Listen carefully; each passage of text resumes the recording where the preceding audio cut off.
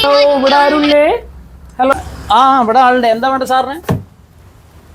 സാറിന് എന്താ വേണ്ട? ഹലോ, ഞാനേ ഈ സെൻസസ് എടുക്കുന്നതിന്റെ ഭാഗമായിട്ട് വന്നതാണ്. നിങ്ങളുടെ ഡീറ്റെയിൽസും കാര്യങ്ങളും വീട്ട് അഡ്രസ്സും കാര്യങ്ങളും ഒന്ന് പറഞ്ഞുതരും. അതിനെന്താ പറഞ്ഞാലോ? അല്ല, അത് എന്തിനാണ് ഈ സെൻസസ് കിട്ടുന്നത്?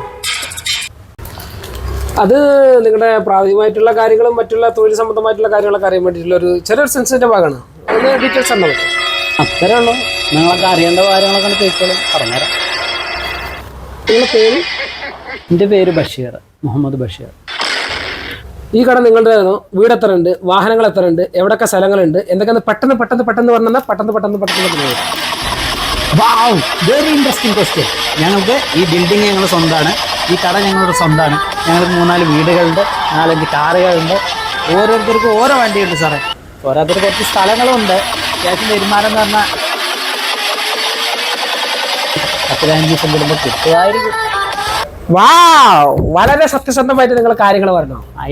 I appreciate. Thank you sir, thank you. Come to the point. ഇനി ഞാൻ വിഷയത്തിലേക്ക് വരാം. അപ്പൊ ഇതുവരെ പറഞ്ഞാൽ ഇത്രയും കാലം ഈ ഗവൺമെന്റിന് ഈ പാവപ്പെട്ട ജനങ്ങളിൽ പറ്റിക്കുകയായിരുന്നു. കാരണം അവർക്ക് കിട്ടേണ്ട BPL റേഷൻ കാർഡ് നിങ്ങൾ കള്ളത്തരം പറഞ്ഞ് മേടിക്കുകയായിരുന്നു. നിങ്ങൾ പറഞ്ഞ ഓരോന്നും ഞാനിവിടെ എഴുതി വെച്ചിട്ട് എനിക്ക് മൊബൈലിൽ റെക്കോർഡ് ചെയ്തിട്ടുണ്ട്. തെളിവുകൊണ്ട് ഞാൻ കാണിച്ചു തരാം.